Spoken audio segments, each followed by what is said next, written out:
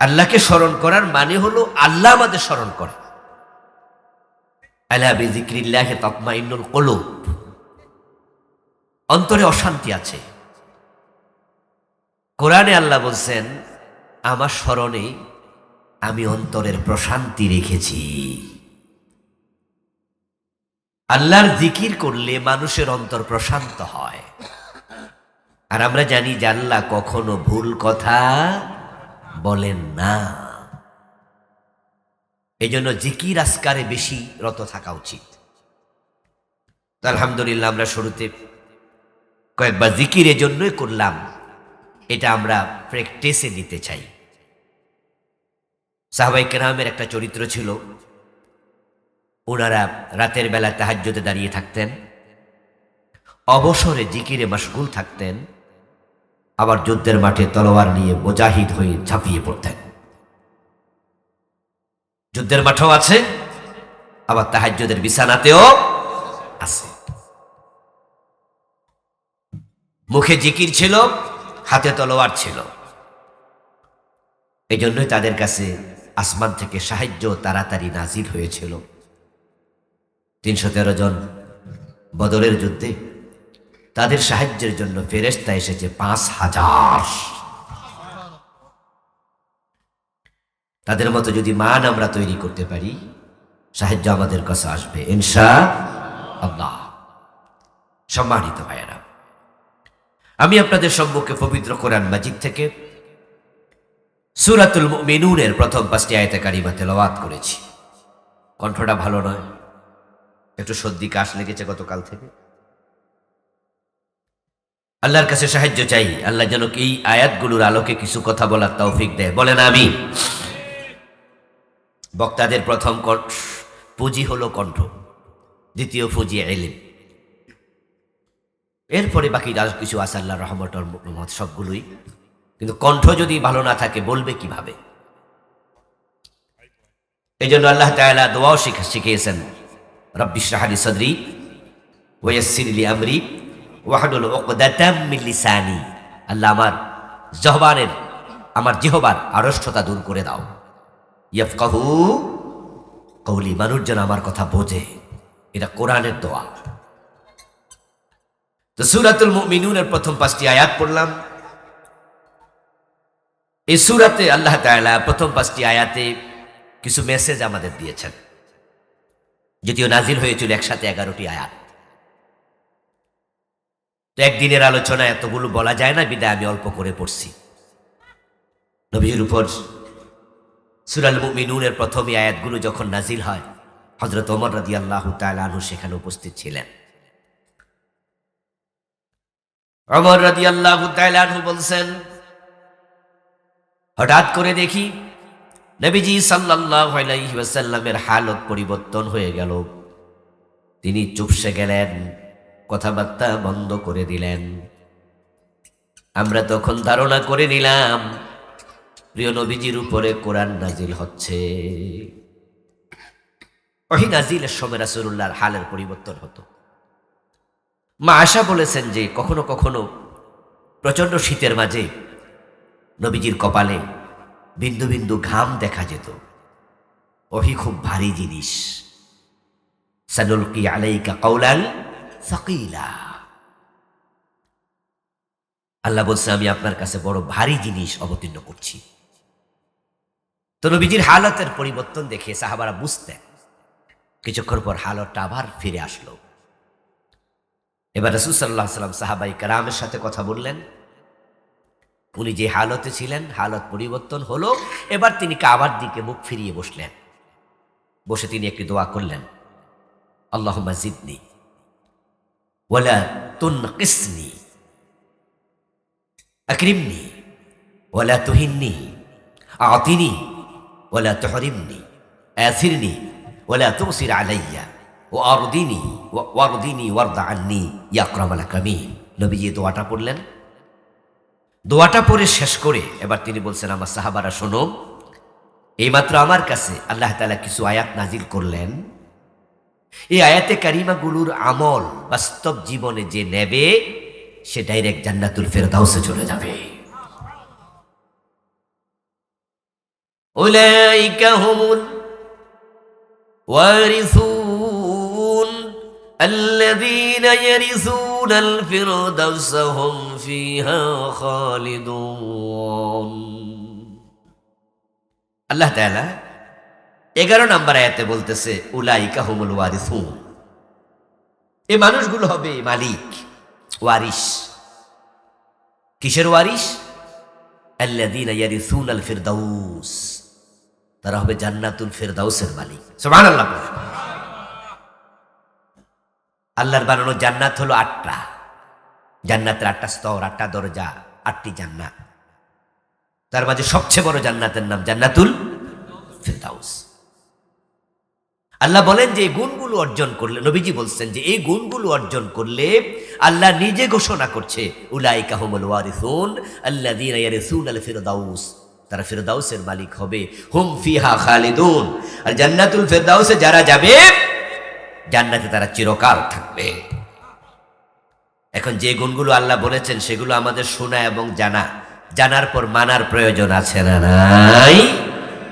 আমরা তার থেকে কয়েকটা বলবো আজকে, বলুন ইনশাআল্লাহ। তা আমরা স্যারকে একটু ছেড়ে দিতে চাই, যেহেতু ওনাদের আরো প্রোগ্রাম আছে। এই জাতীয় মানুষেরা তারা যদি সংসদে যায়, আমরা সংসদের বাহিরে কোরআনের কথা বলছি আপনাদের সাথে, উনারা সংসদে গেলে সংসদের ভিতরে কোরআনের কথা বলবেন। বাহির ভিতর একসাথে যখন কোরআনের কথা হবে তখন ইসলামের বাংলাদেশ প্রতিষ্ঠিত হবে ইনশাআল্লাহ। আমরা কি ইসলামের বাংলাদেশ চাই? কোরআনের বাংলাদেশ চাই? কোরআন কি কোনো দলের? কোরআনের কথা সবার বলা দরকার আছে না নাই? আমাদের খুব ভালো লাগে নির্বাচন আসলে আমাদের দেশে সব মানুষই মোটামুটি তারা ইসলামওয়ালা হয়। আমাদের শেখ হাসিনা সাবেক প্রধানমন্ত্রী নির্বাচনের আগে মাথার মাঝে উনি হেজাব পরেন নাই, মনে আছে আপনাদের? হাতের মাঝে তাসবিহ নেন নাই? নিয়েছেন। আরে ভাই, আমরা তো হেজাব পরার জন্য ওয়াজ করি, আমরা তো তাসবিহ যে জিকিরের ওয়াজ করছি নাই মাত্র। এই ওয়াজগুলো আমাদের অন্তরে আছে না? তো শেখ হাসিনা যদি সারা বছর তাসবিহ পড়তো, সারা বছর হেজাব পড়তো, তাহলে তো আমরা আর আন্দোলন করা লাগতো না, রাজনীতি করা লাগতো না। তারা কোরআনের কথা বললে তো আমরাও তাদের দলে চলে যেতাম, ঠিক না? সম্ভবত আজকে সকালে বা গতকালকে একটা ভিডিও দেখলাম, আমাদের ঢাকার একজন প্রার্থী আমানুল্লাহ আমান, উনি বিএনপির অনেক বড় নেতা, একসময় ঢাকার দারুণ ছাত্র নেতা ছিলেন। উনার একটা ভিডিও দেখে আমার খুব ভালো লেগেছে, আমি পক্ষে বলছি। উনি একটা মাহফিলের গেস্ট, ওখানে তিনি সবাইকে বলছেন হাত তুলুন, তো সবাই হাত তুলল ওনার সাথে। হাত তোলার পরে বলছে সবাই ওয়াদা করেন আমি আগামীকাল থেকে 5 ওয়াক্ত নামাজ ভালো করে পড়ব, নামাজ কাজা করব না। সবাই ওয়াদা করছে। এবার তিনি হাত নামায় বললেন যে ভাই রাগ করছেন? মানুষ কয় না, নামাজ পড়া দরকার আছে। সবাই বলে হ্যাঁ। এরপর উনি বললেন যে ভাই 5 ওয়াক্তই পড়েন, সময় মতো পড়েন, যদি কখনো কাজা টাজা হয়ে যায় ভুলে চুকে এটা আবার পড়া নিয়েন। আচ্ছা ভাই, এই কথাটা কি দরকার না? এই যে আমি এখন উনার কথাটা বললাম, এই ওয়াজটা তো আমরাই করি, ঠিক কিনা? কিন্তু সমস্যা হইল নির্বাচন গেলে গা উনারা এই ওয়াজটা আর করে না। নির্বাচনের পরে শেখ হাসিনার মাথা হেজাবটা রাখলো না। যদি আমাদের দেশের সকল নেতারা নির্বাচনের সময় যেমন টুপি মাথায় দেয়, ইসলামের পক্ষে আসে, পুরাটা জীবন ইসলামের পক্ষে চলে আসতো, তাহলে আমরা হুজুররা আলাদা রাজনীতি করা লাগতো না, ঠিক না? কিন্তু সমস্যা হইল নির্বাচনের পরে আর অনেকে লাইনে থাকে না। কিন্তু আলহামদুলিল্লাহ এই জাতীয় লোক, রমজান আলী স্যারদের মতো লোকেরা, উনি কোনোদিন এমপি হয় নাই, এবার প্রথম জীবনে দাঁড়াইছে। আচ্ছা, উনি কি এমপি যখন না তখন নামাজি না? ইসলামের পক্ষের লোক না? আচ্ছা, এমপি না হইলে নামাজ ছেড়ে দিব? ইসলামের পক্ষের কথা ছেড়ে দিব? উনারা হলো আসল ইসলামের লোক। যারা এমপি হইল ইসলামে আছে, এমপি না হইল ইসলামে আছে। কোরআন কোন দলের না, কোরআন কোন ব্যক্তির না, কোরআন আমাদের সবার। তবে এমন কিছু লোক সংসদে পাঠানো দরকার যারা সংসদের ভিতরে সারাক্ষণ কোরআনের পক্ষে বলবে, আর আমরা যারা বাহিরে আছি আমরাও কোরআনের পক্ষে বলবো। সবাই মিলে কোরআনের পক্ষে আসলে এই দেশটা কোরআনের দেশ হবে, কেউ আর থামাতে পারবে না। জন্য ওনাদেরকে একটু আগায় দেন ধাক্কা দিয়া। 54 বছর তো আমরা দেখেছি কোরআন দিয়ে দেশ চলছে কোনোদিন? একটাবার দেখি না কোরআন দিয়ে চললে কেমন লাগে। আল্লাহর কোরআনের ভিতরে শান্তি আছে না নাই? এই দরজা খুলে ঘুমাতে পারবেন? কারণ ইসলাম যখন এস্টাবলিশড হবে তখন দারিদ্রতা থাকবে না, জাকাত আসবে, গরিব থাকবে না। 5-7 বছরের ভিতরে গরিব ইনশাআল্লাহ বাংলাদেশে আর খুঁজে পাবেন না। ধনীদেরকে আমরা জাকাত দিতে বাধ্য করব। ওই ধনীদের টাকা গরিবের বাড়িতে আমরা পৌঁছিয়ে দেব। মাঝখানে কারো টাকা 1 টাকাও মারা হবে না। হারাম খাওয়ার কোনো সুযোগ, গরিবের হক গরিবের কাছে চলে যাবে। হযরত ওমর কি কাঁধে আটার বস্তা লইয়া রাতের বেলা গরিবের বাড়িতে গেছে না?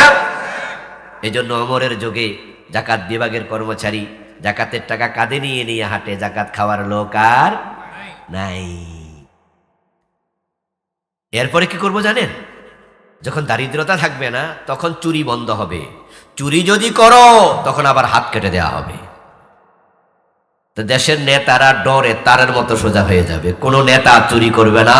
আর বাংলাদেশে যদি দেশের টাকা পাচার হওয়া বন্ধ হয়, মানুষের টাকা চুরি করা বন্ধ হয়, সোনার বাংলা হতে বেশি দিন লাগবে না। হ্যাঁ, ঘরের দরজা খুলে ঘুমাবেন, চুরি নাই, মাদক থাকবে না, চাঁদাবাজি থাকবে না। এই দোকানদারেরা 1 টাকা কাউকে চাঁদা দেয়া লাগবে না। আমার ভাইয়েরা, সূরাল মুমিনুনের একবারে প্রথম আয়াত, কাদ আফলাহাল মুমিনুন। আল্লাহ তাআলা বলছেন যারা মুমিন তারা নিশ্চিতভাবে সফল হয়ে গেছে। সুবহানাল্লাহ পড়ে। ঘোষণা দিয়েছেন কে? আল্লাহ। ঘোষণাটা হলো যারা মুমিন তারা সফল হবে না হয়ে গেছে? এখানে আমরা মুমিন আছি, আমরা মুমিন? সাহস করে বলে দেন না দেখি, আমরা মুমিন তো? মুমিন হওয়ার ব্যাপারে ইনশাআল্লাহ বলা জায়েজ নাই। সব জায়গায় ইনশাআল্লাহ, কিন্তু ইন্নী মুমিন ইনশাআল্লাহ বলা জায়েজ নাই। ইনশাআল্লাহ শব্দের অর্থ হলো যদি আল্লাহ চায়। তো আপনি যে মুমিন, এটা আল্লাহ চাইলেও মুমিন হওয়া লাগবে। আর আল্লাহ যদি আপনার ব্যাপারে ভিন্ন সিদ্ধান্ত নেয়, আল্লাহর পায়ে ধইরা আল্লাহর রাজি করা লাগবে। কারণ মুমিন না হইয়া থাকার কোনো উপায়, কোনো জায়গা নাই। যেটাকে আমরা বলি মাঝে মাঝে দেয়ালে ফিট ঠেকে গেছে, এর মানে হলো এর ফিসে যাওয়ার আর। তো আপনি মুমিন, এটা আপনাকে বলতে হবে নিশ্চয় আমি মুমিন, আমি আল্লাহকে বিশ্বাস করি। তো ইনশাআল্লাহ বলার এখানে কিছু নাই। ইনশাআল্লাহ ওই কাজে হয় যেই কাজ ভবিষ্যতে হতেও পারে, নাও হতে পারে। আচ্ছা, ঈমান ব্যাপারে না হওয়ার কোন রাস্তা আছে? কথা কি বুঝাইতে পারতেছি না? আপনি যে মুমিন হবেন, না হওয়ার কোন রাস্তা আছে? এই জন্য ইনশাআল্লাহ বলবেন না। এখানে বলবেন আমি নিশ্চিতভাবে একজন মুমিন। ইনশাআল্লাহ শব্দটা ভবিষ্যৎকালের জন্য এসেছে। নবীজি আল্লাহ বলেছেন, ওয়ালা তাকুলান্না লিশাইইন ইন্নী ফাইলুন যালিকা গাদা ইল্লা আন ইয়াশা আল্লাহ। হে নবী, ভবিষ্যতে কোনো কাজ করবেন এমন ব্যাপারে ইনশাআল্লাহ না বলে আমি করব এটা বলা যাবে না। কিন্তু ঈমানের ব্যাপারে আমরা সবাই ঘোষণা দেব, আল্লাহ চাহে তো দরকার নাই, বরং আমি নিশ্চিতভাবে বলবো আমি মুমিন। আমরা কি মুমিন। এবার আল্লাহকে বলবো, আল্লাহ বলে তো ফেললাম, আমার ঈমান তুমি কবুল করো। কারণ আল্লাহ যদি নেগেটিভ থাকে, ঈমানের উপরে টিকে থাকার কোনো সুযোগ। নবীজির হাতে হাত রেখে কালেমা পড়ে তারপরে বেঈমান হয়ে গেছে এমন লোকও ছিল। আমরা মুমিন, কিন্তু ঈমানে টিকে থাকাটা সহজ নয়।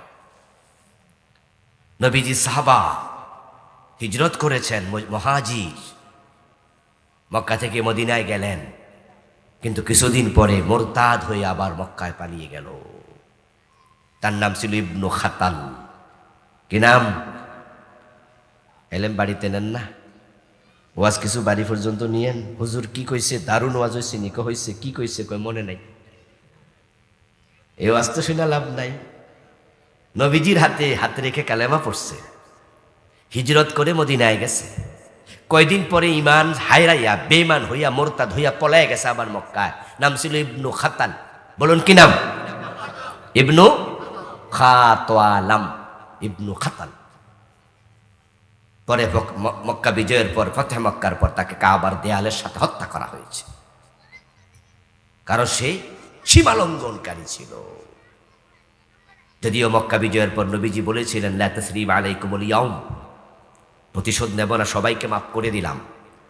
কিন্তু কয়েকজন লোককে ক্ষমা করেন নাই, তার মাঝে ইবনু খাতাল একজন।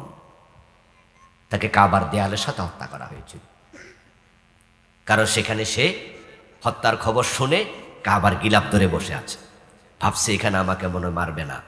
নবীজি বলছেন আজকে কোথাও ছাড়া হবে না, হাইসু ওয়াজাদতুমুহুম ফাকতুলুহুম, যেখানে পাও সেখানে মারো। এতে বোঝা যায় ইমানের উপরে টিকে থাকা সহজ নয় যদি আল্লাহর রহমত না থাকে। ফিরে যাই তাফসীরে। ক্বাদ আফলাহাল মুমিনুন, যারা মুমিন তারা সফল। তাহলে আমরা যারা নিজেকে মুমিন দাবি করি, আল্লাহ তাআলা আমাদের ব্যাপারে ঘোষণা দিয়ে দিলেন তোমরা সফল হয়ে গেছো।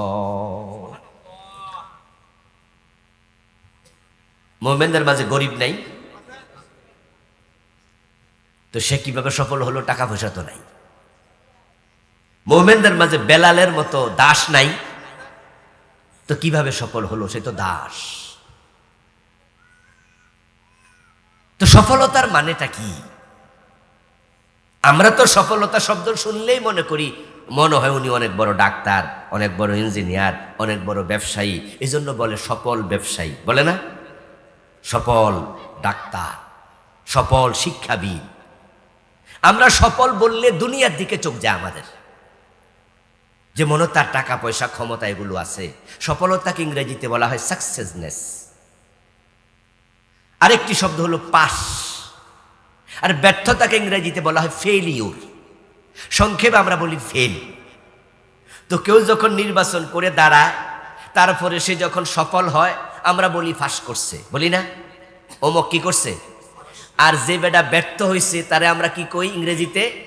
বাংলাদেশে আমরা তো ইংরেজি আর বাংলা এখন মিলে লেছি, একরকম হয়ে গেছে।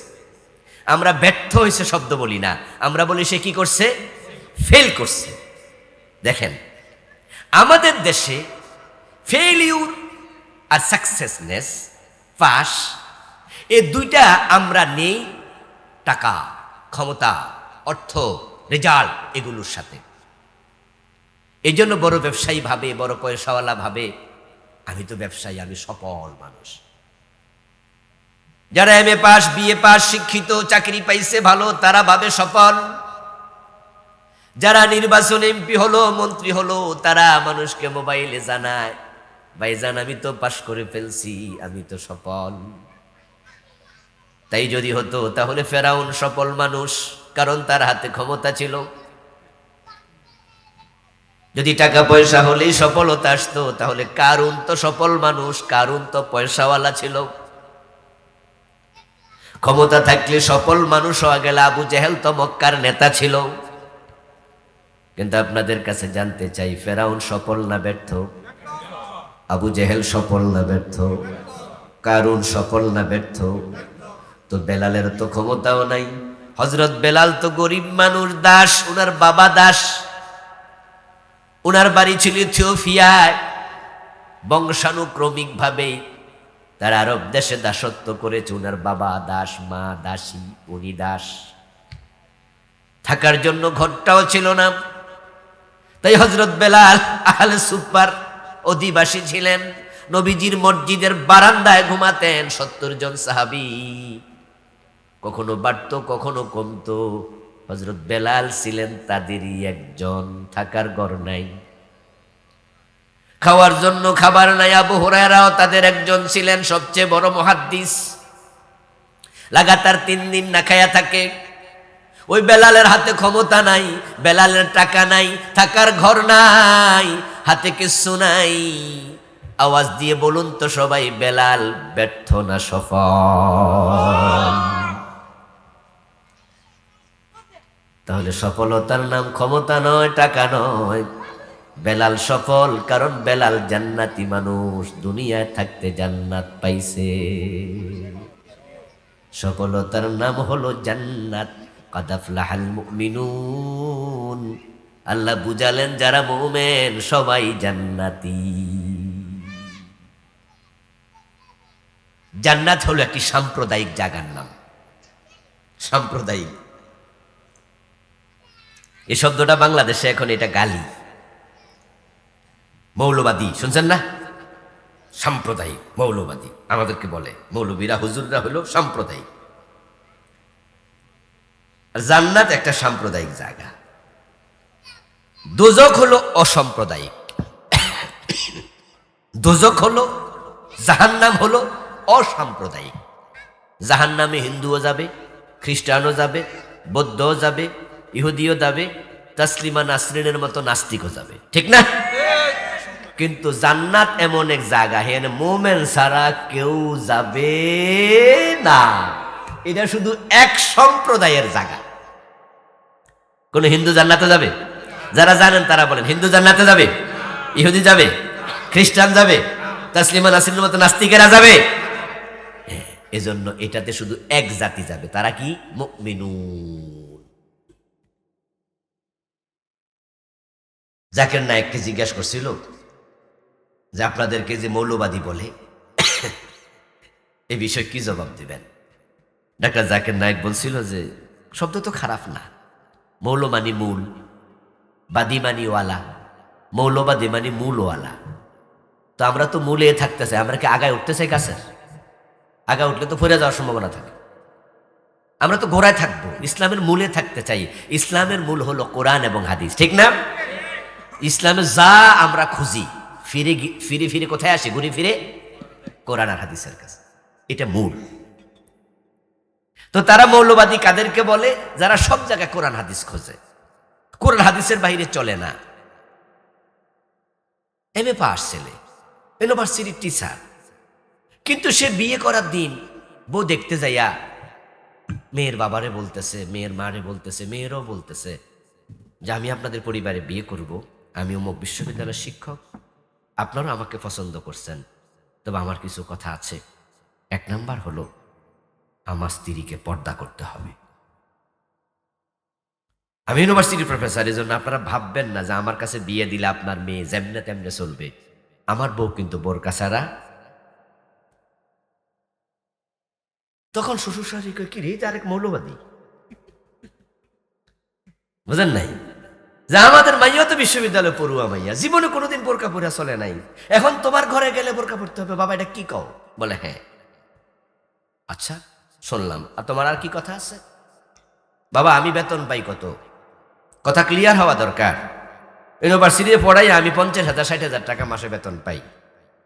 এই 50-60,000 টাকা দিয়ে আমার সংসার চলে। আমার মা আছে, বাবা আছে, তাদেরকে দিয়া বাকি যে টাকা থাকবে তা নিয়ে আমাকে ঢাকা শহরে থাকতে হবে। এজন্য আমি একবার আলিশান বিল্ডিংয়ে গোলশান বনানীতে থাকতে পারবো না, হয়তো তেজগাঁওর পাশে, অথবা আমি কোনো এক জায়গায় থাকবো 2 রুমের একটা 3 রুমের ফ্ল্যাট নিয়ে। আপনারা কোটিপতি মানুষ, আপনার মেয়ে কিন্তু আমার এই ফ্ল্যাটেই থাকা লাগবে, আমাকে দিয়ে ঘোষ সুদ খাওয়াতে পারবে না। এই দেখে আরেক মৌলবাদী। সরকারি চাকরি করো তুমি, বিসিএস ক্যাডারে চাকরি করো, আর তুমি 25-50,000 টাকা এই টাকার উপর থাকবা, এটা কি হয়? বলে হ্যাঁ, আমার ইসলাম আমাকে শিখিয়েছে আমি থাকবো যেখানে ইসলাম থাকবে সেখানে। এই কথা শুনে আবার বলো ধর্মান্ধ। কি শব্দ রে বাবা, কি গালি, আমরা ধর্মান্ধ। তো জাকির নায়েক বলতেছে মূলে থাকতে চাই, কোরআন হাদিসের কাছে থাকতে চাই। এবার তারা গালি হিসাবে বলে, তারা যদি গালি হিসাবে না বলতো তাহলে শব্দটা কিন্তু খারাপ শব্দ না, আমরা মূলেই থাকি। আল্লামা সাইদি রহমতুল্লাহ আলাইকেও এক মাহফিলে কথা বলতে শুনেছি অনেক আগে। উনি বলেছিলেন যে আমরা মৌলবাদী, গোড়াবাদী, আমরা আগাবাদী হতে চাই না। তোমরা যারা আমাদেরকে গালি দিয়া মৌলবাদী মৌলবাদী বলে আগায় উঠতে চাও, সময় একটা আসবে যখন বাংলাদেশের 12 কোটি মানুষ, তখন 12 কোটি শব্দটা বলেছিলেন না জানি 11 কোটি, 12 কোটি মানুষ বাংলাদেশের গাছের গোড়া ধরে ধাক্কা মরবে। তখন যারা আগাবাদী, দিল্লিতে নানার বাড়ি ফালাতে হবে। তার কথাটা বাস্তব হয়েছে, উনার কথাটাই বাস্তব হয়েছে। আমার প্রিয় ভাই শুনুন,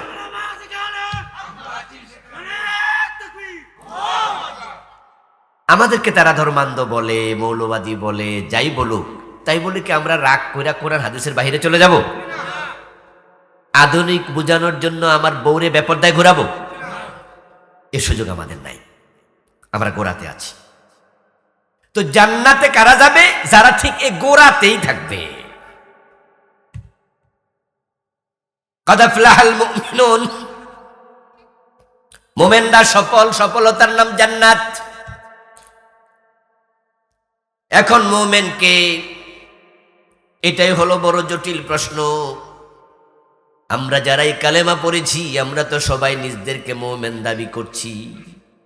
যারা কাদিয়ানি, তারাও নিজদেরকে মুমিনই বলে। অথচ আমরা যারা আছি বাংলাদেশে কাদিয়ানি নই, এমন সব আলেম একসাথে ফতুয়া দিয়েছি কাদিয়ানি হলো কাফের। শোনেন না আপনারা? ওরা বলে ওরা মুমিন, তাই তারা 5 ওয়াক্ত নামাজ পড়ে, রমজানে রোজা রাখে। আমাদের মতো তারা হজ করে, যাকাত দেয়, টুপি আছে, দাড়ি আছে, পাজামা পাঞ্জাবি পাগড়ি মেসওয়াক তাসবি সব আছে। কিন্তু আমাদের ফতুয়া হচ্ছে তাদের ঈমান নাই, তারা কাফের। এবং এই কয়দিন আগে ঢাকাতে খতমে নবুয়ত সম্মেলন হয়েছে, এই মাত্র মাসখানেক হলো, কয়েক লাখ লোক সাহারাওয়াত উদ্যান একসাথ হয়েছিল।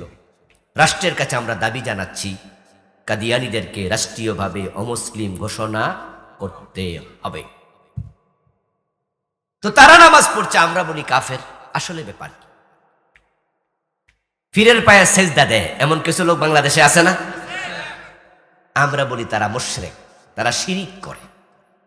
কিন্তু ওরা আবার জুমার দিন ইমাম সাহেবের পিছনে দাঁড়িয়ে নামাজ পড়ে, ঠিক আপনাদের সাথে আর আমাদের সাথে এক কাতারে খাড়াইয়া পড়ে।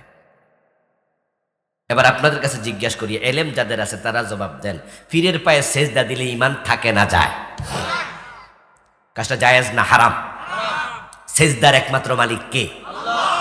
তো পীরের পায়ে দিলে তো শিরিক হয়, শিরিক করলে তো ঈমান থাকে না।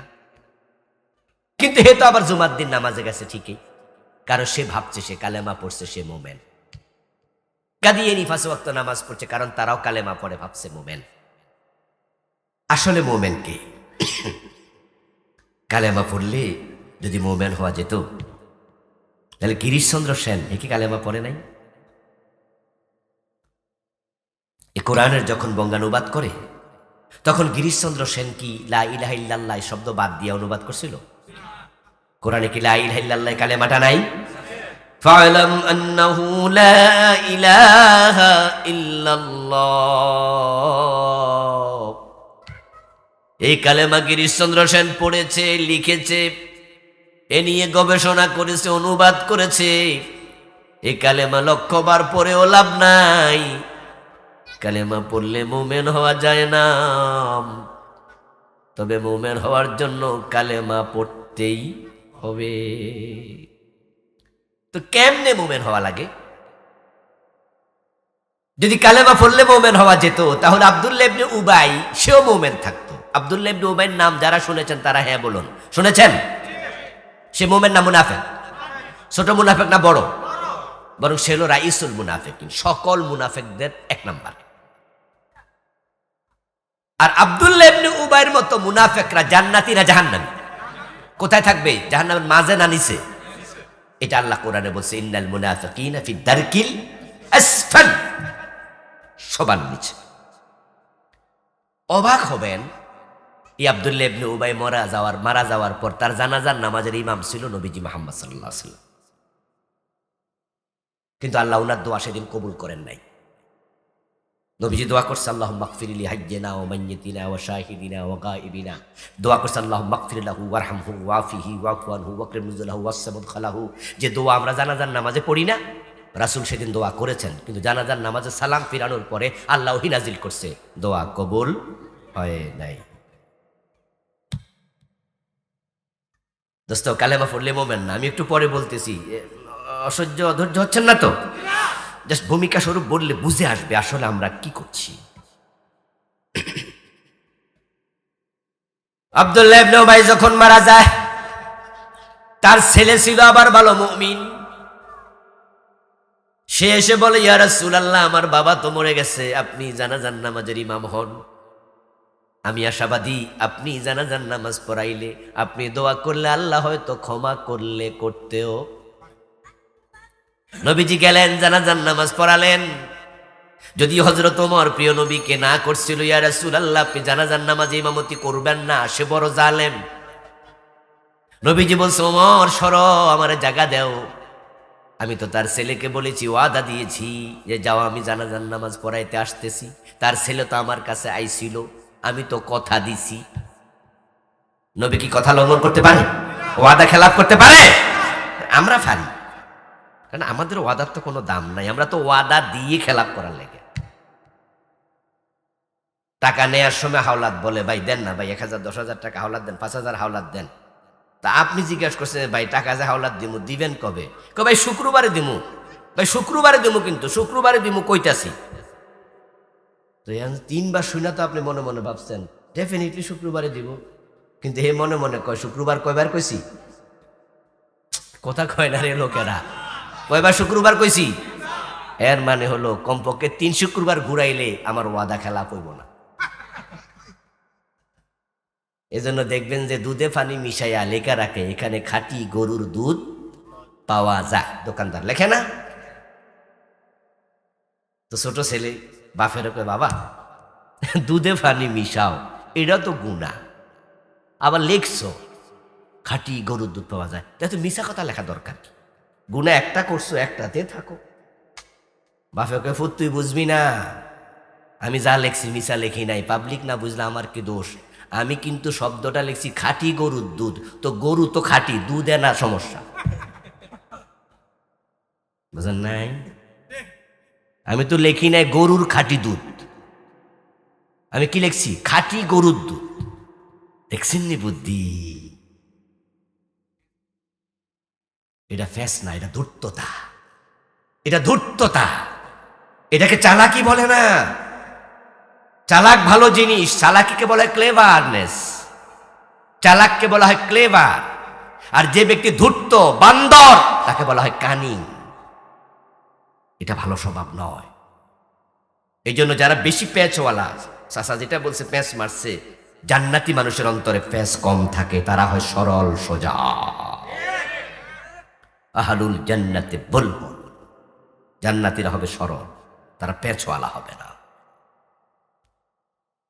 ওয়াদা খেলাপ করা আমাদের অভ্যাস। অনেকের ওয়াদার 1 পয়সা দাম নাই, এমন কিছু লোক আছে কিনা? ওয়াদা খেলাপ মুনাফিকের কাজ, মুনাফিকের কাজ। কিন্তু নবীজি তো ওয়াদা দিছে, এই জন্য তিনি ওমরকে বলছে, ওমর আমার যেতে হবে। হযরত ওমর বলে, ইয়া রাসূলুল্লাহ, আপনাকে থামানোর সাহস আমার নাই। আপনি যাবেন না, অনুরোধ করেছি, থামানোর মতো শক্তিও আমার নাই। তবে আমার মন বলে আজকে আপনার দোয়া কবুল হবে না। নবীজি বলো, ওমর এটা কি কইলা? ওহী নাজিল হয় আমার উপর, ফতুয়া দাও তুমি, কেন দোয়া কবুল হবে না? হযরত ওমর তখন কোরআনের আয়াত রাসূলকে শোনায়। আপনি তো কোরআন শরীফের আয়াত আমাদেরকে মুখস্থ করাইছেন, ওখানে আল্লাহ তাআলা বলছেন, ও নবী, তাদের জন্য 70 বার দোয়া করলো লাভ নাই। তাস্তাগফির লাহুম আও লা তাস্তাগফির লাহুম আও লা তাস্তাগফির লাহুম ফাইন তাস্তাগফির লাহুম 70 মাররাতান ফালান ইয়াকবিরাল্লাহু লাহুম ফালান ইয়াগফিরাল্লাহু লাহুম ইন তাস্তাগফির লাহুম 70 মাররা। 70 বার ক্ষমা চান, আল্লাহ ক্ষমা করবে না। নবীজি বলো, ওমর আল্লাহ 70 বারের কথা বলছে, আমি 70 বারের বেশি ক্ষমা চাইব। নবীজির মন অনেক উদার ছিল, যে আল্লাহ তো 70 বার ক্ষমা চাইলে ক্ষমা করবে না কইছে, তো আমি 70 বারের বেশি ক্ষমা চাইব। আর আমারও তো আল্লাহ এখনো বলেন নাই যে ক্ষমা চাইয়েন না। ইস্তাগফির লাহুম আও লা তাস্তাগফির লাহুম বলেছে, আপনি ক্ষমা চান অথবা না চান, তো দুইটার সুযোগ তো আছে, এজন্য আমি ক্ষমা চাইব।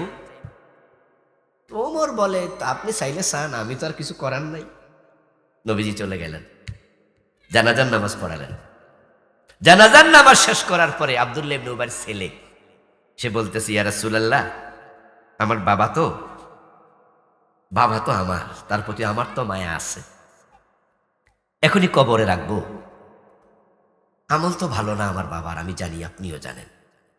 এজন্য আপনার গায়ের একটা জামা যদি দিতেন, আপনার জামাটা পেঁচাইয়া কবরে রাখতাম, জামারও ছিলা যদি কবর আযাব মাফ হয়।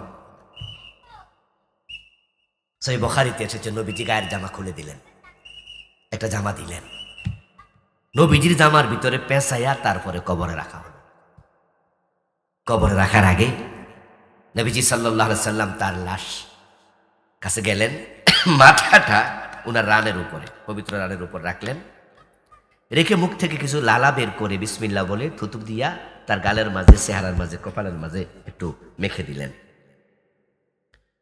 নবীজি ভাবছেন, যা বেটা যা করছে করছে, কিন্তু বেটা তো এখন মরে গেছে, তো মরা মানুষের লোক তো শত্রুতা কইরা কথা কন না, বাকিটা আপনারা কন না, আমার না শরীর খারাপ, তো সব আমার দিয়ে কয়তেছে। নবীজি ভাবছে মরা মানুষের লোক শত্রুতা করা দরকার নাই, লাভ নাই আর। এই জন্য থুতু টুতু দিয়া মুইসা টুইসা নবীজি বলছে, এবার কবর দেও। কবরে দিছে, মাটি সমান করে দিল, জিবরিল আমিন হাজির। ولا تصلي على أحد منهم مات أبدا على قبره إنهم كفروا بالله ورسوله ومن رسول আজকের পর কোনদিন মুনাফিকের জানাজার নামাজ পড়া যাবে না। ওয়ালা তুসাল্লি, আর জানাজার নামাজ পড়বেন না, নামাজ পড়বেন না। এরপর বলছে কি, ওয়ালা তাকুম আলা কবরি, তাদের কবরের পাশে এসে দাঁড়াবেন না।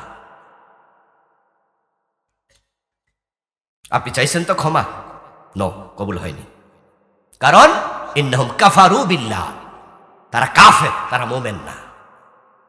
তো কালেমা পড়ছে না, কিন্তু আল্লাহ ফতুয়া কি দিছে, কাফের। কাদিয়ানি কাবেলা পড়ে, কালেমা পড়ে, কাদিয়ানি নামাজ পড়ে, আমরা বলি কাফের। আসলে কেন কাফের? উত্তরটা শুনুন। উত্তর হলো, এই আব্দুল্লাহ ইবনে উবাই, তার মুখে ঈমান ছিল, অন্তরে ঈমান, সে যে লা ইলাহা ইল্লাল্লাহ পড়তো, এটা মুখে পড়তো, অন্তরে ছিল না।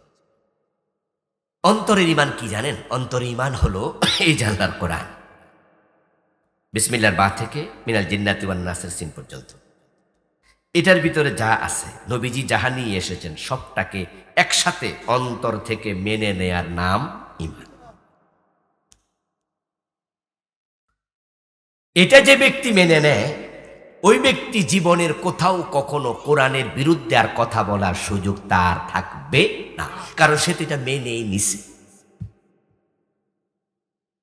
আর যদি কোনো ব্যক্তি কোরআনের কোনো বিষয়ের সাথে দ্বিমত করার চিন্তা মাথায় থাকে, অথবা এটা মেনে নেয়ার পর সে আবার দ্বিমত করে, দ্বিমত করার সাথে সাথে ঈমানটা ভেঙ্গে যায়। আজকে মাগরিবের আগে সবাই ওযু করেন নাই? ওযু ছাড়া কে কে নামাজ পড়ছেন? এখানে আছেন কেউ ওযু করছেন না? আচ্ছা, এই ওযুটা কি কালকে সকাল পর্যন্ত থাকবে? ওযু ভেঙে যায়। আচ্ছা, যদি কোনো ব্যক্তি ওযু করার পর ওযু ভাঙ্গার মতো কোনো কাজ না করে, তার ওযুও কি ভাঙবে? তাহলে বোঝা গেল কিছু কাজ আছে ওযু ভেঙে যায়, ওই কাজ করা যাবে না, করলে আবার ওযু করো। রোজা রাখার পর কিছু খাইলে কি রোজা থাকে? খাওয়া যাবে না। নামাজে দাঁড়িয়েছো, নামাজ পড়া অবস্থা আপনার পিচ্ছি ছেলেটা এসে আপনার গায়ে জামা ধরিয়া টান দিয়া কইতেছে, আব্বু আব্বু আব্বু, বলে না ছোট মানুষ? আপনি নামাজের মাঝে বলতেছেন, এই ফোলা এখন নামাজ পড়ি, পরে কথা কম, নামাজ আছে তো? আপনি জানেন যে নামাজে কথা চলে না, বললে নামাজ ভেঙে যায়। এই জন্য আপনি ফোলা যতই জামা টানুক, আপনি কিন্তু কথা বলছেন না, বললে নামাজ শেষ। নামাজ ভাঙে, ওযু ভাঙে, রোজা ভাঙে।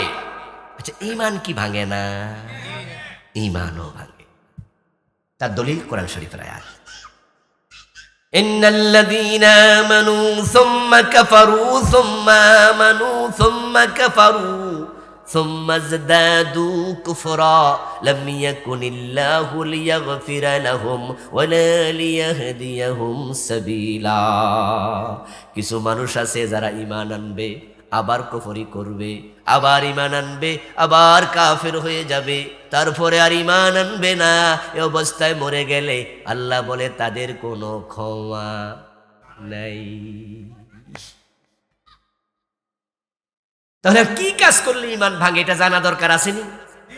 10 কাজে ঈমান ভাঙে। ঈমান ভাঙার 10 কারণ, ওই কারণগুলো পড়তে হবে। আজকের মাহফিল আমি এগুলো বলবো না, অন্য সাবজেক্ট কথা বলবো, তো জাস্ট শুনাই দিলাম 10 কারণে ঈমান ভাঙে। এ নিয়ে আমার লেখা বই আছে, আমি 9টা বই লিখেছি আলহামদুলিল্লাহ। সর্বশেষ গত মাসে একটা বই এসেছে 9 নাম্বার, এটা লিখেছি 400 দোয়া নিয়ে, আল্লাহর স্মরণে মুখরিত জীবন, জিকিরাত দোয়ার উপরে। আর ঈমান নিয়ে লিখেছি আরো কয়েক বছর আগে, ওই বইতে নামই দিয়েছি ঈমান, কুফর ও শিরিক। ওখানে 10টি কারণ আমি বিস্তারিত লিখেছি। ঈমান 10 কারণে ভেঙে যায়। ইলম শিখা নফল না ফরজ? বলুন তো। তলাবুল ইলমি ফরিদাতুন আলা কুল্লি মুসলিম। জানতেই হবে আপনাকে। কোরআনের প্রথম আয়াত যেটা আল্লাহ নাজিল করেছেন, প্রথম শব্দ ছিল কি? ইকরা। ইকরা শব্দের অর্থ কি? পড়ো। পড়ো মুসলমান, পড়ো। জানি না শব্দ বলা যাবে না আল্লাহর কাছে। আল্লাহ বলবে কেন জানো নাই? ইসলামে মানা ফরজ, মানার আগে জানা ফরজ। অজু করতে 4টা ফরজ আছে, তো না জানলে 4 ফরজ না মানলে অজু হইব নি? এই জন্য অজু করা যেমন নামাজের জন্য ফরজ, আবার 4টা ফরজ আছে, এটা শিখে মানাটাও কি? এলেমও ফরজ, আমলও ফরজ। এত মাগনা জান্নাত পাবেন না কিন্তু যত মাগনা আপনারা আমরা ভাবছি। আমরা ভাবছি আল্লাহরে কয়ে দেবো কিয়ামতের দিন, আল্লাহ ধরলে। আল্লাহ আমি জানি না, আল্লাহ আমি ব্যস্ত ছিলাম, তো পরিবার লইয়া এত টেনশনে ছিলাম, জানার টাইমে পাই নাই। আর আল্লাহ বলবে ঠিকই তো, আমার বান্দা কত ব্যস্ত ছিল, যাও বেহেশতে চলে যাও। ঠিক না? সেলসেলাইয়া বেহেশতে চলে যাও। দোস্ত, এখন ঈমান আনলে ভাঙে, কিন্তু যে ঈমান আনেই নাই তারটা ভাঙবে কি? যে অজু করছে তার অজু ভাঙতে পারে, আর যে অজু করে না এটা ভাঙবো নি কোনোদিন? এটা ভাঙবো কি? আমার মামা ছিলেন, আমার মামাদের 3 জন, তার মাঝে ছোট মামা ছিলেন মাওলানা, বড় আলেম ছিলেন, তিনি মারা গেছেন, আল্লাহ জান্নাত নসিব করুক, দোয়া করি। আমাকে এই পর্যায়ে আনার পিছনে উনার অনেক অবদান ছিল। তো মামা একদিন মজা করে গল্প করছিল, উনি আলেম ছিলেন, তো উনার কাছে ফতুয়ার জন্য আসছে। জামাই বউ ঝগড়া কইরা তালাক দিছে, এখন ফতুয়া নিতে আসছে, হুজুর তালাক হয়েছে কিনা। মামা জিগায় আগে বিয়া হয়েছে নি হিডা কও। বিয়ার খবর আগে দেও, তারপরে তালাকের ফতুয়া নিও। বিয়ে যদি না হয় তাহলে তালাকটা হইব কেমনে? কারণ বাংলাদেশে এমন বিয়াও আছে আমি শুনেছি, আল্লাহরা সাক্ষী রেখে করে নিয়েছে। কারা সাক্ষী রাখছে? অথচ বিয়ের জন্য 2 জন পুরুষ সাক্ষী থাকতে হবে। যদি পুরুষ 2 জন পাওয়া না যায়, একজন পুরুষ 2 জন মহিলা লাগবে। কিন্তু ওখানে বিয়েতে নাকি পুরুষ মানুষ কেউ ছিল না, কয় যে আল্লাহ সাক্ষী তুমি আমার বউ। বেড়ি কইছে কবুল, চলো এবার। তো তালাক 100 বার দিলে কাম হবো, বেড়ি বিয়ে হয়েছে নি। তো ঈমান যাবে কার? যার আছে। এখন আপনার ঈমান আছে কিনা কেমনে বুঝবেন? আচ্ছা, ঈমান কেমনে আনে আপনি কি কোনোদিন শিখেছেন? আপনি তো মক্তবে হুজুরের কাছে কালেমা পড়ছেন, তো কালেমা পড়লে তো মোমেন হওয়া যায় না। তাহলে তো আব্দুল্লাহ ইবনে উবাই মোমেন হতো, সে কালেমা পড়েছে। আবার গিরিশচন্দ্র সেন কালেমা পড়েছে, সেও তো মোমেন হয় নাই। তো কালেমা পড়ার সিস্টেমটা কি? নামাজ ফরজ, নামাজ পড়ার নিয়ম মানাও ফরজ। মসজিদে ঢুকেছেন, ঢুকে ডাইরেক্ট সেজদা মেরে দিয়েছেন, রুকুও করেন নাই, কেরাতও করেন নাই, নামাজ হয়েছে তো? নিয়ম আছে, নিয়ম।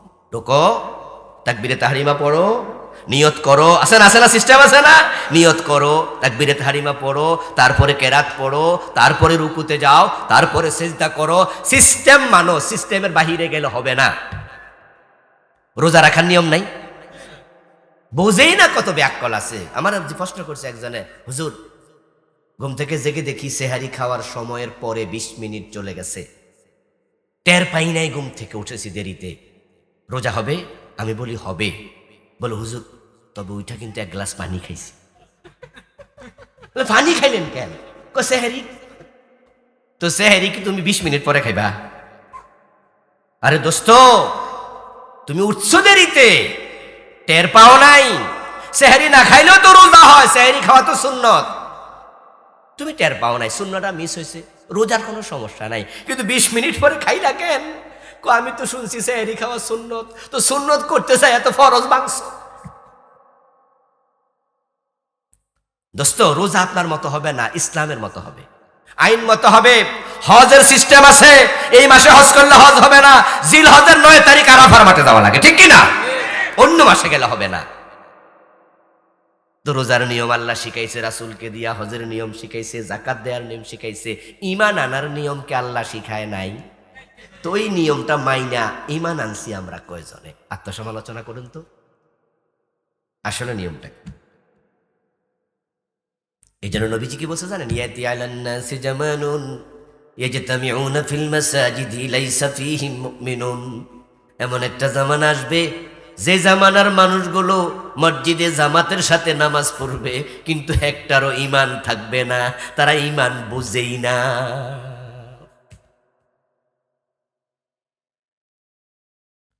ঈমান আনার নিয়ম কি আবার কোরআন থেকে শুনুন।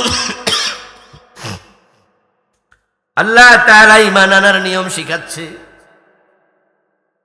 ফামান ইয়াকফুর বিত্তাগুতি ওয়া ইউমিন বিল্লাহ ফাকাদ ইসতামসাকা বিল উরওয়াতিল উসকা লা ইনফিসামা লাহা।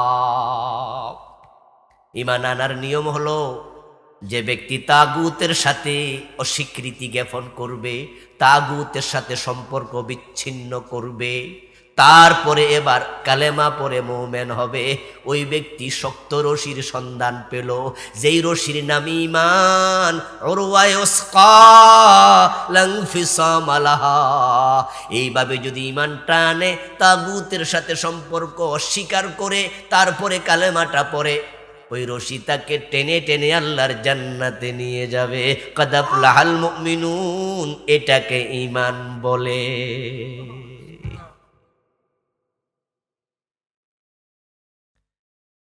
এই যে আমার সামনে একটা কাপ আছে, আচ্ছা এই কাপে যদি ময়লা থাকে, আমি কি চা এর মাঝে মিশানো ঠিক হবে? বলেন না, বলেন না। আমি নিজে দেখতেছি এটার মাঝে ময়লা আছে, আমি এই কাপে তো এখন আর চা মিশাবো না। যদি আমি চা মিশাতে চাই, আমার উচিত আগে কাপটা, ঠিক নয় কি? ঠিক নয় কি? ঠিক নয় কি? তো যে কলবের মাঝে তাগুত আছে, সে কলবে ঈমান ঢুকবে না। এই জন্য আল্লাহ তাআলা বলছেন, ডিজাইন দেখেন শব্দের, কোরআনের শব্দ ডিজাইন। ফামান ইয়াকফুর বিত্তাগুতি, অতঃপর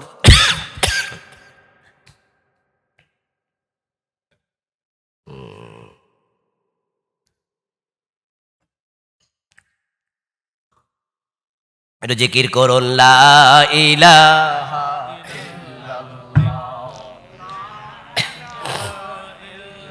লা ইলাহা ইল্লাল্লাহ, লা ইলাহা ইল্লাল্লাহ, লা ইলাহা ইল্লাল্লাহ মুহাম্মাদুর রাসূলুল্লাহ।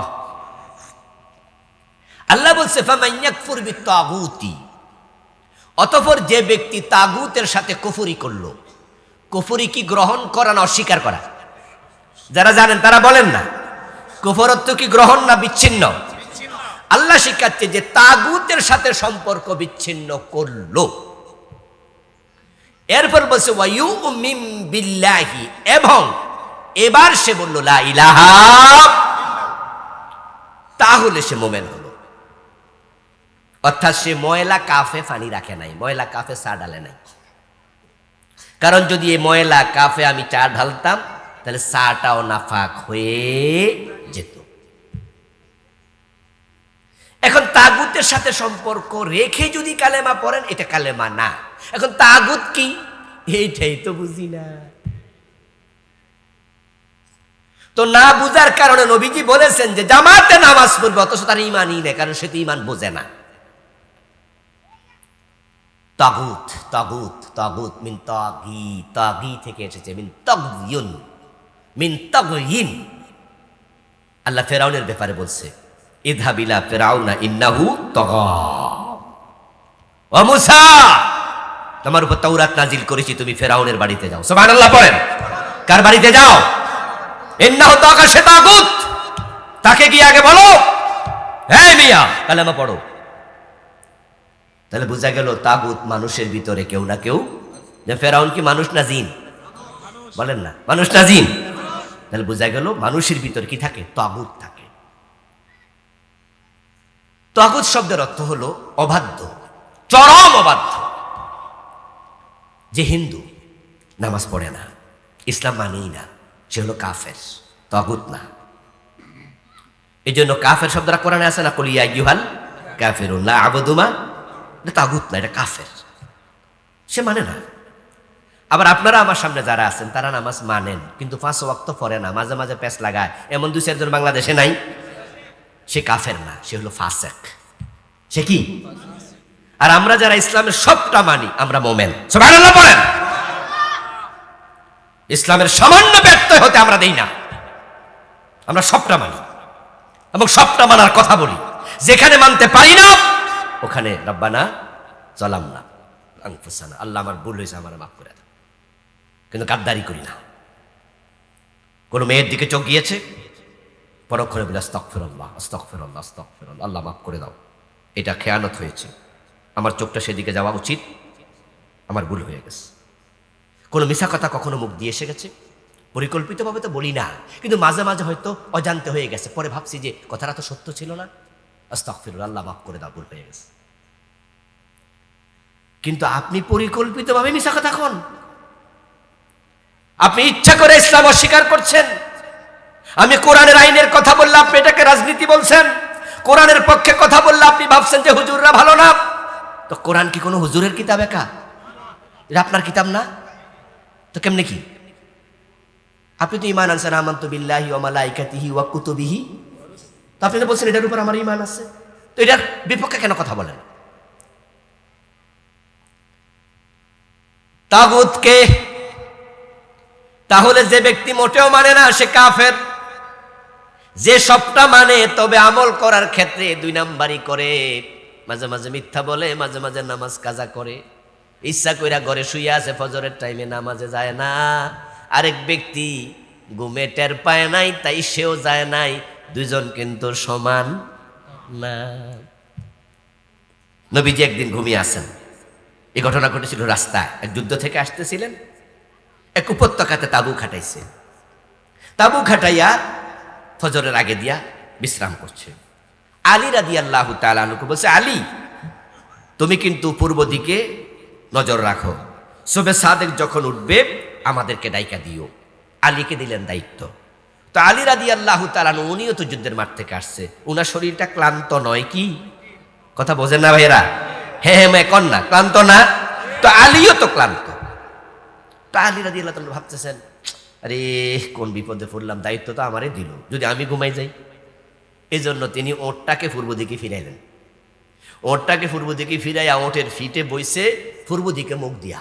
তো ভাবতেছে সূর্য ওঠার বাপ ধরলে তো কিছু সাদা সাদা হবে না, সবে সাদেক মানে কি আস্তে আস্তে করে সাদা রং উঠবে। কিন্তু কোন ফাঁকে যে আলীও ঘুমাই গেছে টেরই পায়।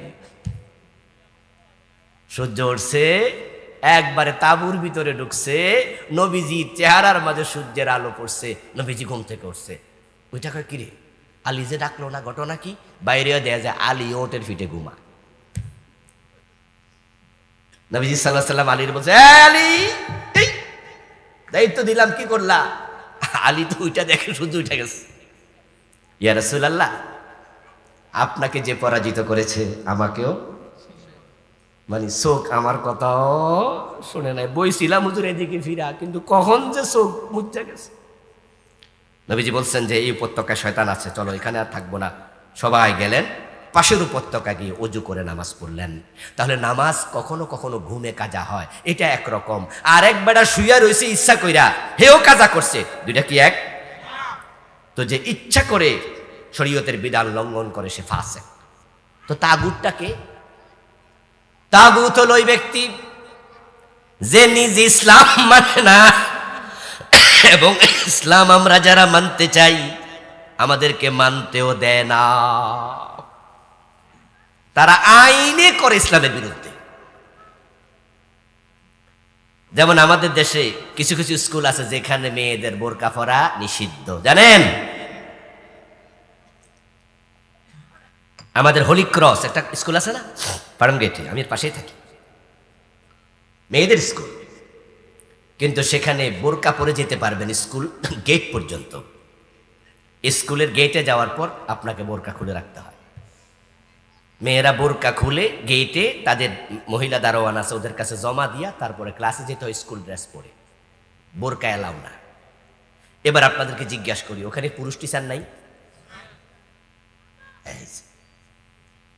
পুরুষ টিচারের সামনে যুবতী মেয়ে বোরকা ছাড়া জায়েজ আছে?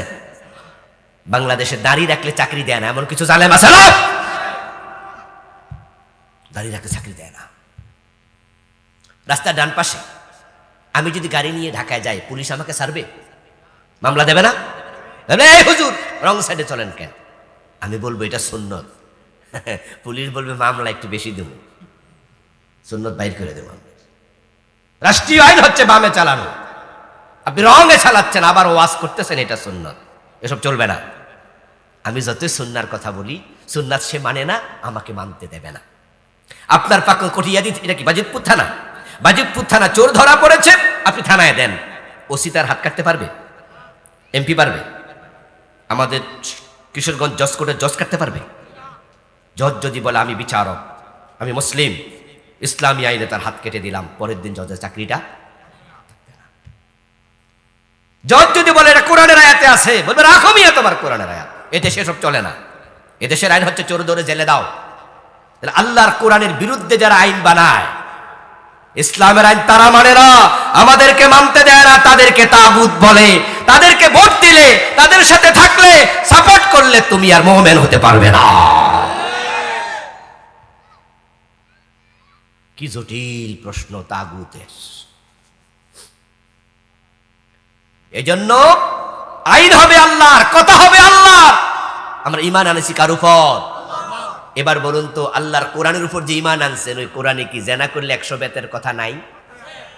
চুরি করলে হাত কাটার কথা নাই? জমিন যার আইন চলবে তার, এই কথা কি আল্লাহর কোরআনে নাই? এই 54 বছরের বাংলাদেশে এই আইনগুলো একদিন বাস্তবায়ন হয়েছে? কারণ বাংলাদেশের সংবিধান নামক আইনের বইতে এই আইনগুলো নাই। তারাও মানে না, আমাদেরকেও। এখন আমরা কিছু মানুষ আছি, আলহামদুলিল্লাহ, গত 17 বছর যে জুলুম অত্যাচার হলো, ওই জুলুমের যোগ আমরা এই কথাগুলো বলেছি, মাহফিলগুলোতে থামি নাই। এরেস্ট করেছে আমাকেও 3 বার। এরকম কত আলেমকে স্টেজ থেকে পুলিশে ধরে নিয়ে গেছে, ওয়াজ করার সময় মাইক কাইরা নিয়ে গেছে, এমন আলেমও আছে। কাইরা নেয় নাই, কইছে দোয়া করি, দোয়া করা লাগবে না। কেন? অপরাধ কি ছিল? ওই আমরা বলেছি এসব চলবে না, আমরা আল্লাহ ছাড়া কারো আইন মানবো না, এটা তো ঈমান। এখন আপনি বলবেন যে হুজুর অবস্থা খারাপ দেখে একটু চুপ থাকলেও তো পারতেন, মনে মনে আল্লাহরে কইতেন। ঝামেলা হয়েছে আসাকিতু আনিল হাক্কে শায়তানুন আখরাস। হক না বইলা যে চুপ থাকে সে হয় বোবা শয়তান। বোবা শয়তান হওয়া যাবে? মৃত্যু যদি আমার 2 বছর আগে হয়ে যেত। এখন তো পরিবেশ ভালো, এখন বলতেছি, তখন পরিবেশ খারাপ ছিল, তো ওই সময় মারা গেলে তো বোবা শয়তান হয়ে মারা যাওয়া লাগতো। কাদ আফলাহাল মুমিনুন আল্লাযীনা হুম ফি সালাতিহিম খাশিউন। পরবর্তী আয়াত হচ্ছে ঈমানের রেজাল্ট। গাছ তোর নাম কি? বলেন না, পরের অংশ কি? ঈমান আছে যে অন্তরে, এই যে ঈমানের কথা বললাম, আপনি এবার ঈমানদার, তাগুতের সাথে সম্পর্ক নাই। এখন তার প্রমাণ হলো হচ্ছে আপনার নামাজ। যার নামাজ নাই, আসলে তার ঈমানও নাই। ইবনে মাসউদ রাদিয়াল্লাহু তাআলা আনহু বলেন, মান লাম ইউসাল্লি ফালা দীনা লাহ। যে ব্যক্তি নামাজ পড়ে না, আসলে তার দিন নাই, তার ইসলামে কোনো অংশীদারিত্ব নাই। ইবনে ওমর রাদিয়াল্লাহু তাআলা আনহু প্রখ্যাত সাহাবী, তিনিও বলেছেন, লা হাজ্জা ফিল ইসলাম লিমান তারাকাস সালাতা। যে নামাজ ছেড়ে দিল, ইসলামে তার কোনো অংশ আর নাই। যে নামাজ ছেড়ে দিল, ইসলামে তার কোনো অংশ আর নাই। আমার রাসূল বলছেন, মান তারাকা সালাতাম মুতাআম্মিদান ফাকাদ কাফার। যে ইচ্ছা করে নামাজ ছেড়ে দেয়, লোকটার মোমেন থাকে না, সে কুফরি করলো। দেহের মাঝে মাথা যেমন, দিনের মাঝে নামাজ তেমন। ও মুসলমান শোনো, হাতে ক্যান্সার হয়েছে, হাত কেটে ফেললে মানুষ বাঁচে। মহিলাদের বুকে ক্যান্সার হয়, ব্রেস্ট কেটে ফেললে মহিলা বাঁচে। পা কাটলেও হাঁটুতে ক্যান্সার, মানুষ বাঁচে। কিন্তু যদি কারো কল্লা কাটে, ব্রেন ক্যান্সার, কল্লা কাটিও না, কল্লা কাটলে মানুষ বাঁচে না। দেহের মাঝে মাথা যেমন, দিনের মাঝে নামাজ তেমন। যার কল্লা নাই সে বাঁচে না, যার নামাজ নাই তার ঈমানটাও বাঁচবে না। এজন্য আপনি দেখবেন যে ইসলামের 5টা খুঁটি, তার মাঝে 4টা খুঁটি একরকম, 3টা খুঁটি একরকম, নামাজটা ভিন্ন রকম। আজানটা হয়ে ছাড়ুক, আমরা এরপরে বাকিটা বলবো। বেশিক্ষণ বলবো না, উঠবেন না প্লিজ।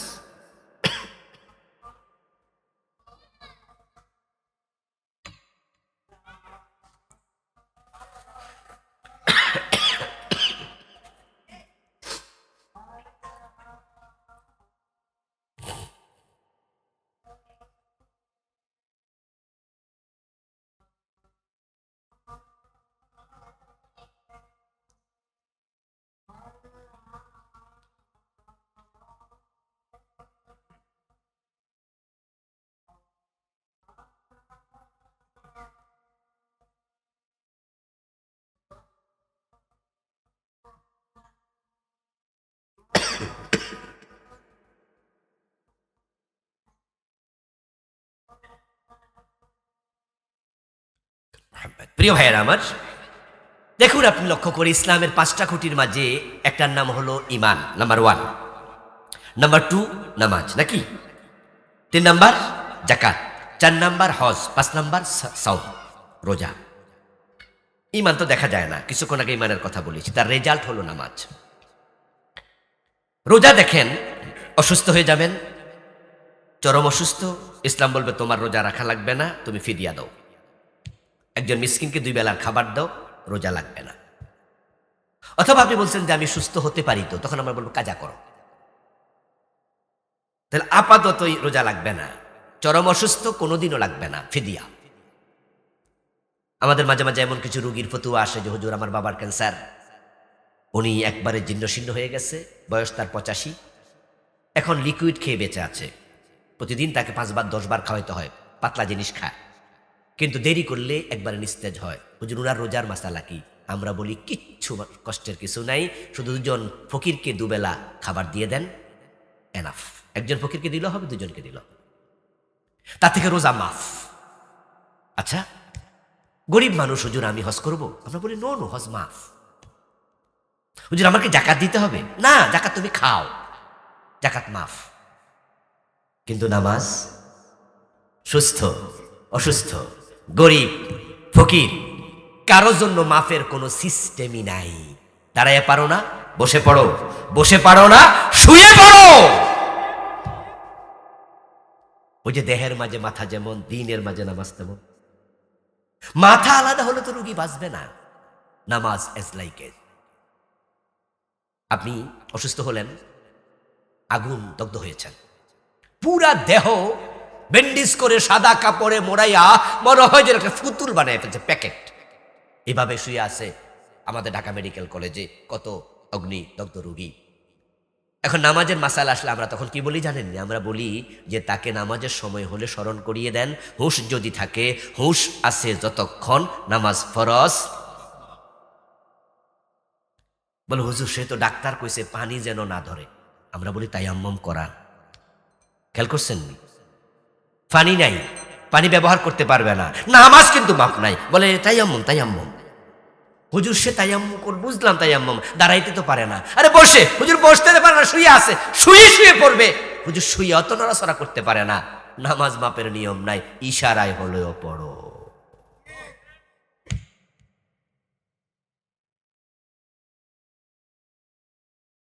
যাচ্ছেন আপনি টেকনাফ থেকে কক্সবাজারের টেকনাফ হয়ে তারপরে দেখার জন্য সেন্ট মার্টিন। উঠছেন লঞ্চে, অধ্যপথে যাওয়ার পর নৌকা লঞ্চ ডুবে গেল, বঙ্গোপসাগরের মাঝে পড়ে গেছেন। যারা গিয়েছেন তারা জানেন অধ্যপথে যাওয়ার পরে পানি ছাড়া কিছু দেখা যায় না। সেন্ট মার্টিনও দেখা যায় না, কক্সবাজারও দেখা যায় না। সাগরের মাঝখানে পড়ে গেল, নৌকা ডুবে গেল, লঞ্চ ডুবে গেল। এখন আপনি সাঁতার জানেন, আলহামদুলিল্লাহ, আমরা গ্রামের মানুষ, আমরা সাঁতার জানি না, সাঁতার কাটছেন। কিন্তু কোন দিকে যাবেন আপনি এটা জানেন না, তীর তো আপনি দেখেন না, কিন্তু আপনি বাঁচতে চান, হুঁশ আছে। মনে পড়ে গেল আসরের নামাজ তো পড়িনি, সূর্য ডুবন্ত।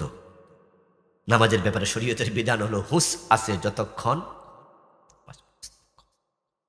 3 কারণে কাজা হবে নামাজ। ঘুমিয়ে থাকলে টের পান নাই, কাজা পড়ুন। ভুলে গেছেন, খেয়াল ছিল না, কাজা পড়ুন। বেহুশ ছিলেন, নামাজের রক্তটা চলে গেছে, কাজা পড়ুন।